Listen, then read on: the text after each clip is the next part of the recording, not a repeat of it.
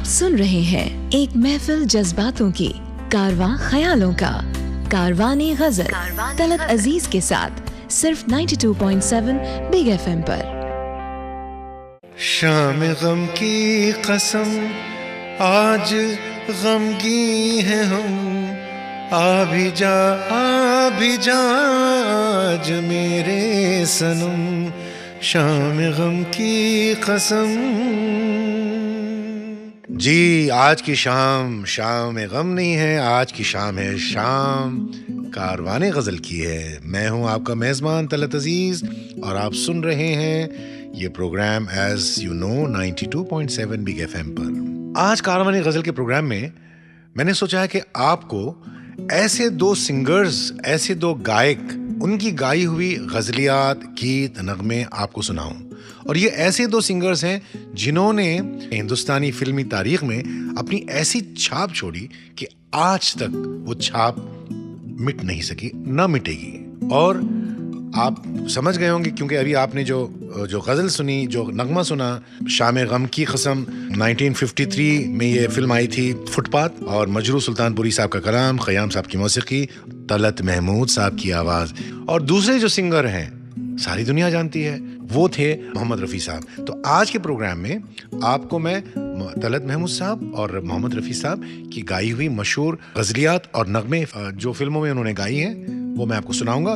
पहले मैं तलत महमूद साहब से शुरू कर रहा हूँ क्योंकि वो सीनियर थे। तलत महमूद साहब के बारे में अब मैं क्या बताऊँ, लेकिन फिर भी थोड़ा सा मैं ये बताना चाहूँगा कि तलत महमूद साहब की पैदाइश लखनऊ की थी। ये बहुत ही एक अच्छे रईस खानदान में पैदा हुए हैं। उनके वालिद साहब का नाम था मंजूर महमूद और कंजर्वेटिव बैकग्राउंड था इनका। तलत महमूद साहब को शौक था मौसीकी का, और उस जमाने में ये जो सोसाइटी थी, कंजर्वेटिव सोसाइटी में म्यूजिक सुनना ठीक था, लेकिन म्यूजिक या मौसीकी को पेशा बनाना यानी कि प्रोफेशनल बनना, ये बिल्कुल it was not considered something very nice. उसके बावजूद तलत महमूद साहब ने भटखंड स्कूल ऑफ म्यूजिक जो अभी भी है लखनऊ में, वहाँ पर उन्होंने क्लासिकल म्यूजिक की तालीम हासिल की और ये अपना करियर 1939 में एज ए गजल सिंगर शुरू किया इन्होंने ऑन ऑल इंडिया रेडियो। तो जब HMV ने इनको नोटिस किया ऑल इंडिया रेडियो पे, तो HMV ने इनको साइन किया और उन्होंने एक डिस्क इनका रिलीज किया। जो अब मैं आपको का गाना सुना रहा हूँ, ये गाना नहीं, एक्चुअली ये गजल है। मिर्जा गालिब, ये फिल्म भी थी और गालिब की गजल है जो इन्होंने ड्यूट गाया है, बहुत ही मशहूर हुआ। तलत साहब, तलत महमूद साहब और सुरैया जी, वाह। ये है दिल नादा तुझे हुआ क्या है, आखिर इस दर्द की दवा क्या है। दिल नादा तुझे हुआ क्या है, आखिर इस दर्द की दवा क्या है। अब ये जो है ना, दवा क्या है, ये तो बारीकियां थी जो हम एज ए म्यूजिशियन अप्रिशिएट करते हैं आज भी। देखिए, ये कॉम्पोजिशंस अमर रहेंगी बिल्कुल ता क़यामत, ये बिल्कुल फ्रेश रहेंगी। इसका एक शेर जो इस रिकॉर्डिंग में नहीं है वो पढ़ देता हूँ गालिब का। गालिब ने कहा है इसी गजल में कि जब कि तुझ बिन नहीं कोई मौजूद, जब कि तुझ बिन नहीं कोई मौजूद, फिर ये हंगामा ए खुदा क्या है। और आपको मैं अब तलत महमूद साहब का एक ऐसा नगमा सुनाता हूँ, बहुत ही मशहूर है। उसकी मैं एक झलकी अभी मैं गाकर सुनाता हूँ। किसी को वो फिल्म याद नहीं होगी ना, वो फिल्म में जो हीरो थे आपको नहीं पता होगा। ये खास बात है ना कि गाने उस जमाने में ऐसे बनते थे कि वो आज तक जिंदा है। तस्वीर बनाता हूँ, तस्वीर नहीं बनती, तस्वीर नहीं बनती। अभी देखिए, तस्वीर बनाता हूँ, तस्वीर नहीं बनती। ये कमर बाराबंकी ये शायर थे और इसकी मौसीकी जो है शौकत दहलवी नाशाद, नॉट नौशाद साहब, नाशाद, ये भी एक अच्छे म्यूजिक डायरेक्टर गुजरे हैं। और नाशाद साहब का नाम जब आया है तो आपको एक छोटी सी बहुत ही इंटरेस्टिंग ट्रिविया बताता हूँ कि नाशाद साहब जब वो पार्टीशन में शायद यहाँ से चले गए पाकिस्तान, उन्होंने अपना एक हारमोनियम मेहदी हसन साहब को गिफ्ट दिया। I know this because Mehdi Hasan साहब ने खुद बताया मुझे। वो हारमोनियम एक कमाल का हारमोनियम है, आज भी उनके बेटे के पास मौजूद है। तो नाशाद साहब वो मौसीकार, उनकी म्यूजिक है ये तस्वीर बनाता हूँ तस्वीर नहीं बनती, फिल्म बारादरी 1955। अक्सर लोग मुझसे कहते हैं कि साहब वो पुराने गाने सुने हैं, तो पुराने गानों में जो बात है उनको टोक देता हूँ मैं कि भाई गाना पुराना नहीं होता है, गाने अमर हैं। अगर वो पुराने होते तो आप याद नहीं रखते ना, आज तक आप याद रख रहे हैं। कमर साहब क्या कहना चाहते हैं, तस्वीर बनाता हूँ तस्वीर नहीं बनती। इसका मतलब क्या है कि ये इश्क का जो एक मकाम ऐसा है कि इतना वो मुब्तला हो चुके हैं इश्क में, माशूक के, तस्वीर उस रूह में पहुंच चुकी है। वो उर्दू में कहते हैं आलम बरज़ख, यानी कि ना जन्नत के ना दोज़ख के बीच में लटक रहे हैं। एक शेर मुझे याद आ रहा है, ये हाल बयां करने के लिए मेरे ख्याल मौजू होगा कि चांद देखा है तो याद आई है तेरी सूरत, चांद देखा है तो याद आई है तेरी सूरत, हाथ उठते हैं मगर हर्फ़े दुआ याद नहीं। हर्फ मतलब लफ्ज, तो मतलब हाथ उठते हैं दुआ करने के लिए, लेकिन जब तेरी सूरत आती है जहन में, मेरे कॉन्शियसनेस में, तो मैं हर चीज़ भूल जाता हूँ, हर दुआ जो करना चाहता हूँ वो भी भूल जाता हूँ। मतलब ये इश्क इंतहा है। ये वही है, तस्वीर बनाता हूँ तस्वीर नहीं बनती, फिर वही शाम वही गम वही तन्हाई है। फिल्म जहारा, तलत महमूद साहब की आवाज़ आपने सुनी और मेरे favourite music composer Madan Mohan साहब की कॉम्पोजिशन। मैंने खुद अब महफिलों में ये गज़ल मैंने गाई है और बहुत ही मतलब इसके इंटरल्यूड्स भी लोगों को याद हैं। फिर वही शाम वही गम वही तन्हाई है, दिल को समझाने तेरी याद चली आई है। अब ये जो चली आई है, जिस तरीके से कंपोज किया मदन साहब और जिस तरीके से तलत साहब ने गाया, वो लगता है कि लफ्ज़ों को मानी मिल गए और एक्सप्रेशन सुरों से मिल गया, तो लगता है कि वो चली आई है। ये खासियत थी ये कंपोजर्स की और इस दौर के लोगों की कि वो जब कोई गाना या नगमा या गज़ल या शायर भी अगर लिखता था तो वो ऐसा कंपोज करते थे कि वो जो शायर कह रहा है और जो स्क्रीन पर हो रहा है, जो एक्सप्रेशन होना चाहिए, थॉट, वो बिल्कुल ऐसा म्यूजिकली भी वो सामने आपके नजर आ जाता था। This is the key.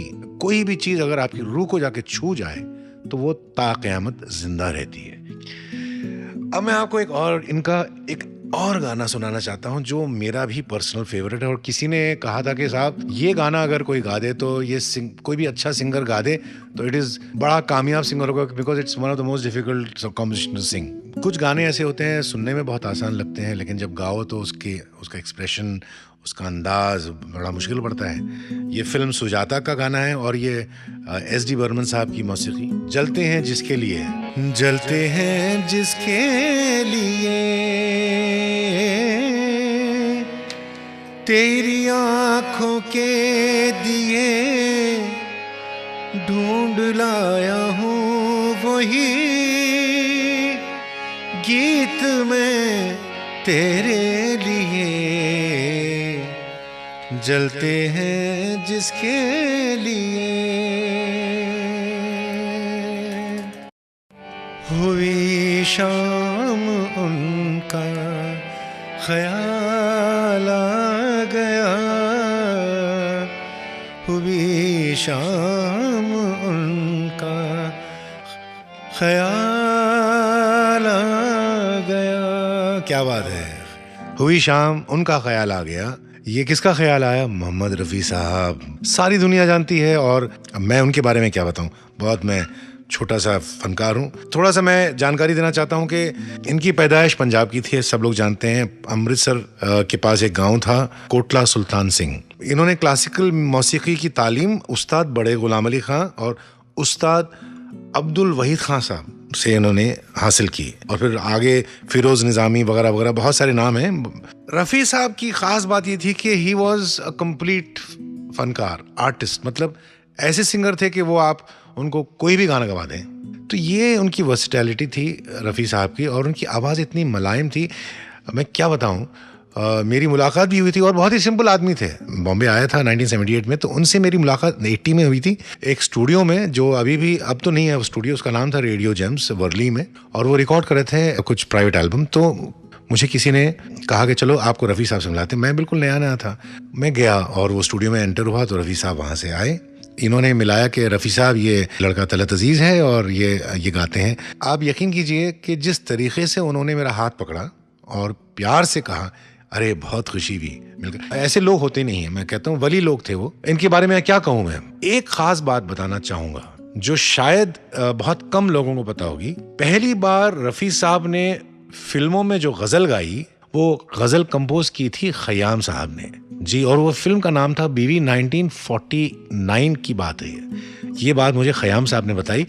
वो गजल मैं आपको ऐसे ही दो उसके मतलब और एक अंतरा सुना दूंगा। एक शेर, अकेले में वो घबराते तो होंगे, अकेले में वो घबराते तो होंगे, मिटा के मुझको पछताते तो होंगे, अकेले में हमारी याद आ जाती तो होगी, हमारी याद आ जाती तो होगी, अचानक वो तड़प जाते तो होंगे, अकेले में। मैंने आपको झलक सुना दी, खयाम साहब ने गवाया था। और इस गज़ल से रफ़ी साहब तो पहली बार उन्होंने गज़ल गाई फिल्मों में, लेकिन इस गज़ल से खयाम साहब फिल्म इंडस्ट्री में नोटिस किए गए। और ये बात मुझे खयाम साहब ने खुद बताई है। रफ़ी साहब हर किस्म के गाने गाते थे और ऐसा गाते थे कि लोग कहते हैं कि जब वो माइक्रोफोन पे होते थे रिकॉर्डिंग स्टूडियो में, तो एफर्टलेसली ऐसे वो, उनका एक स्टाइल था, खड़े रहकर ऐसे पेपर बाएं हाथ में पकड़ा और रिहर्सल किया और थोड़ा सा झुकते थे वो, और बस ये पेपर को देखा और ये माइक्रोफोन सामने, और साहब एक दो एक ही रवानी में वो पूरा टेक, जो कहते हैं ना, बिल्कुल ऐसा कि बस म्यूजिशियंस जो उनके साथ काम किए हैं कहते थे कि भाई हमें रीटेक करने की ज़रूरत नहीं पड़ती थी, क्योंकि उस ज़माने में ऑर्केस्ट्रा, एवरीथिंग, हर चीज़ एक साथ रिकॉर्ड होती थी। मुझे याद है फिल्म सेंटर में एक रिकॉर्डिंग स्टूडियो थी जहाँ पर फिल्म के गाने, रफ़ी साहब के गाने, लता जी के गाने रिकॉर्ड होते थे। 60 पीस ऑर्केस्ट्रा बज रहा है साथ में और फिर सिंगर भी साथ में वहाँ गा रहे हैं, तो अगर कोई गलती हो जाए तो फिर से टेप को रोल करना पड़ता था। और कहीं कहीं तो आपको पता नहीं है कि ऑडियो टेप पर रिकॉर्ड नहीं होता था, 35 mm फिल्म पे उसके ऑडियो ट्रैक पे रिकॉर्ड होता था। अगर गलती अगर हो जाए किसी से तो वो फिल्म बेकार हो गया था, बिकॉज वो डेवलप करना पड़ता था ना, वेरी एक्सपेंसिव। मेरे महबूब तुझे मेरी मोहब्बत की कसम, फिर मुझे नरगिसी आँखों का सहारा दे दे। ये नज्म फिल्म मेरे महबूब से, जिसने ये फिल्म देखी होगी उन्हें याद होगा, लेकिन जिसने नहीं देखी मैं आपको याद दिला दूं कि इसमें राजेंद्र कुमार साहब एक शायर हैं और उनकी जो माशूक जो थी बचपन की, उनसे इनका टकराव हो जाता है एक मुशायरे से पहले, और वो बुरखे में होती हैं, मतलब हिजाब में होती हैं, और उनका हिजाब हट जाता है और वो पहचान लेते हैं कि ये वही है जिससे इनका इश्क हुआ था। ये स्टेज पर हैं और वो बैठी हैं कॉलेज के हॉल में, और ये साधना जी जो थी हीरोइन, उनको सुना रहे हैं मेरे महबूब तुझे मेरी मोहब्बत की कसम। इससे रोमांटिक नज़म मैंने नहीं सुनी, एटलीस्ट फिल्मों में। अब आपको एक नई चीज बताता हूँ।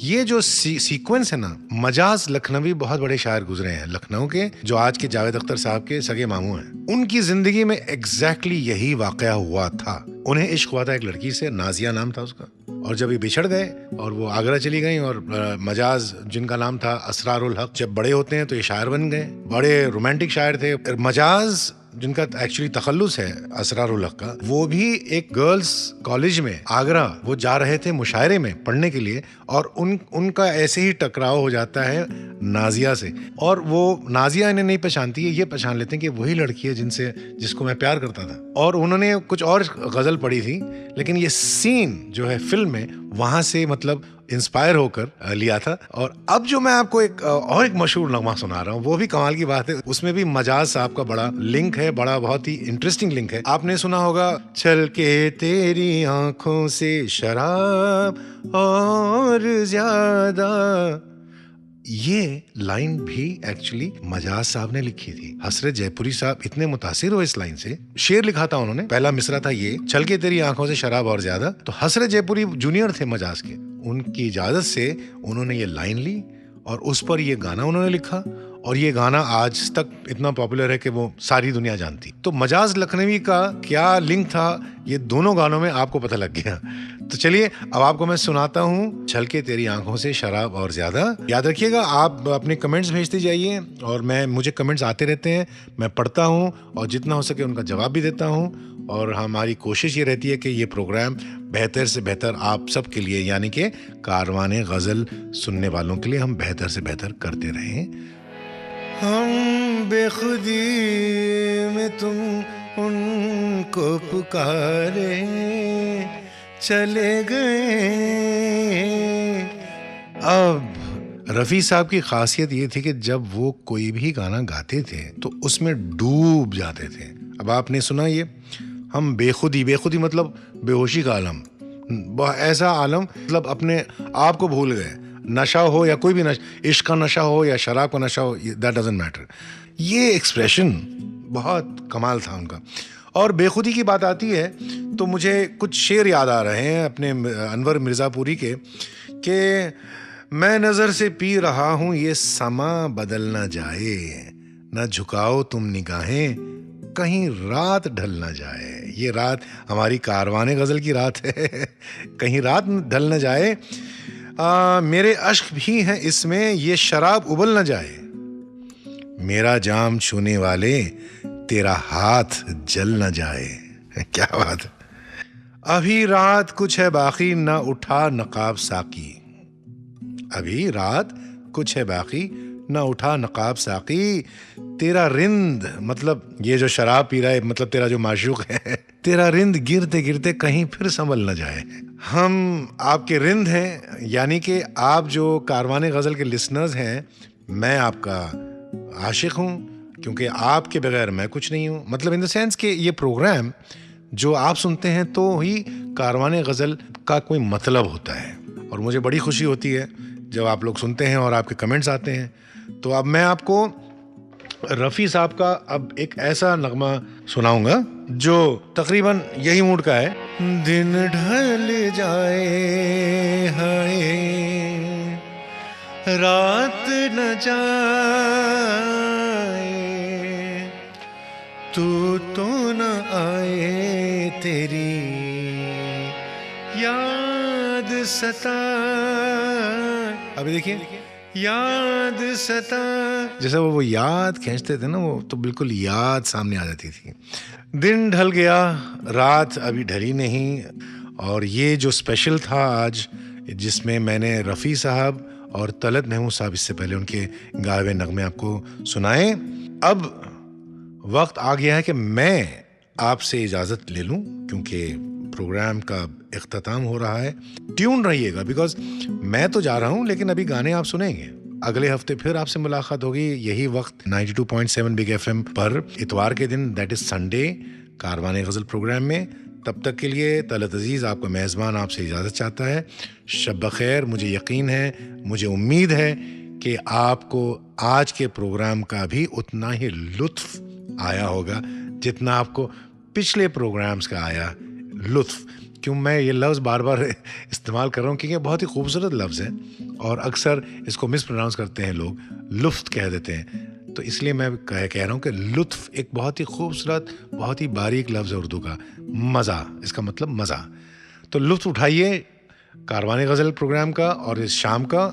और मैं आपसे अब इजाज़त चाहता हूँ। शब बख़ैर, खुदा हाफिज़, good night and see you next Sunday. आपको याद दिला दूं कि आप सुन रहे हैं Karwane Ghazal program 92.7 big FM पर तलत अजीज़ के साथ।